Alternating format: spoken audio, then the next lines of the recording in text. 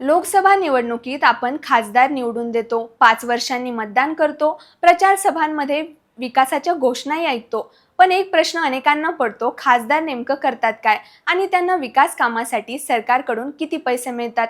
गेल्या काही दिवसांपासून महाराष्ट्राच्या राजकारणात याच मुद्द्यावरून मोठा वाद सुरू आहे. उद्धव ठाकरेंच्या शिवसेनेतील 6 खासदारांनी एकनाथ शिंदेंच्या शिवसेनेत प्रवेश करताना आपल्या मतदारसंघासाठी निधी मिळत नसल्याची तक्रार केली. पण खरोखरच खासदारांना किती निधी मिळतो, तो कोण देतो आणि तो खर्च करण्याचे अधिकार कितपत असतात? आज आपण हे सगळं अगदी सोप्या भाषेत समजून घेणार आहोत. नमस्कार, मी कोमल वखरे आणि तुम्ही पाहत आहात सरळ सोपं. सर्वात आधी एक गोष्ट लक्षात घ्या, खासदार म्हणजे मुख्यमंत्री, मंत्री किंवा जिल्हाधिकारी नाही. त्यामुळे एखादा रस्ता मंजूर करणे, शासकीय योजना लागू करणे किंवा प्रशासनाला आदेश देणे हे अधिकार खासदारांकडे नसतात.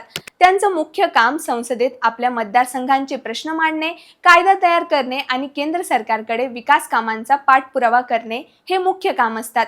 मात्र याशिवाय खासदारांना एक विशेष निधी दिला जातो.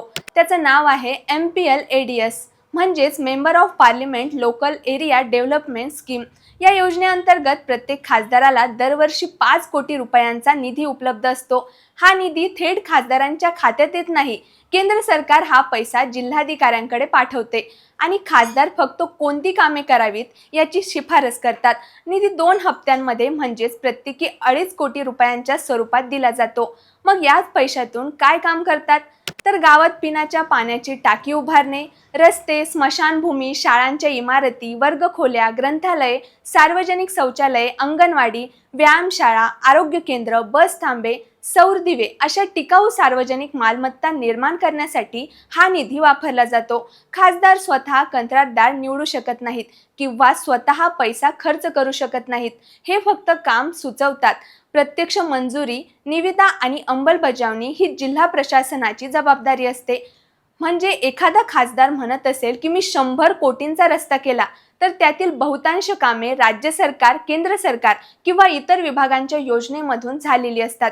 खासदार निधीतून एवढी मोठी कामे करणं शक्यच नसतं, कारण त्याला वर्षाला फक्त 5 कोटी रुपयांचाच निधी मिळतो. आता महत्त्वाचा प्रश्न म्हणजे विरोधी पक्षातील खासदारांना निधी मिळतो की नाही मिळत? अधिकृत नियमांनुसार MPLADS निधी हा सर्व खासदारांना समान मिळतो. तो सत्ताधारी किंवा विरोधी पक्षातील आहे याच्याशी त्याचा काहीही संबंध नसतो. निधी केंद्र सरकारकडून नियमांनुसार जारी केला जातो. मात्र इतर काही विकास निधी, विभागीय मंजुरी किंवा राज्य शासनाच्या योजनांमध्ये राजकीय प्रभाव असू शकतो, अशी तक्रार अनेक विरोधी पक्षातील नेते वेळोवेळी करत असतात. आता येऊया सध्या चर्चेत असलेल्या 6 खासदारांकडे. परभणीचे संजय जाधव, शिर्डीचे भाऊसाहेब वाकचौरे, धाराशिवचे ओमराजे निंबाळकर, मुंबई ईशान्येचे संजय दिना पाटील, यवतमाळ वाशिमचे संजय देशमुख आणि हिंगोलीचे नागेश पाटील आष्टीकर यांनी नुकताच पक्ष बदल केला. या खासदारांनी आपल्या मतदारसंघाला पुरेसा निधी मिळत नसल्याची भूमिका मांडली. पण या 6 खासदारांना मिळालेल्या MPLADS निधी मोठ्या प्रमाणात खर्च झालाच नव्हता. उपलब्ध माहितीनुसार गेल्या काही वर्षात त्यांना मिळालेल्या निधीपैकी केवळ 1% ते सुमारे 27% निधी वापरण्यात आला होता. म्हणजेच निधी न मिळण्याचा आरोप होत असतानाच उपलब्ध निधीच पूर्णपणे वापरला गेला नव्हता, अशी बाब समोर आली आहे. विशेष म्हणजे आज जाहीर झालेल्या आकडेवारीनुसार महाराष्ट्रातील 48 खासदारांनी मिळून त्यांच्या MPLADS निधींपैकी केवळ 13% निधी खर्च केला असून हा आकडा राष्ट्रीय सरासरीपेक्षाही खूप कमी आहे. त्यामुळे प्रश्न फक्त निधी मिळण्याचा नाही, तर मिळालेला निधी कितपत प्रभावीपणे वापरला जातो याचाही आहे. म्हणून पुढच्या वेळी एखादा खासदार विकास कामासाठी निधी मिळत नसल्याची तक्रार करत असेल तर त्याला एक प्रश्न नक्की विचारा, तुम्हाला मिळालेला निधी किती होता आणि त्यातील किती खर्च झाला? कारण लोकशाहीमध्ये केवळ निधी मिळणं महत्त्वाचं नसतं, तर मिळालेल्या पैशातून किती विकास घडवला हे अधिक महत्त्वाचं असतं. याबाबत तुमचं मत काय? कमेंटमध्ये नक्की सांगा.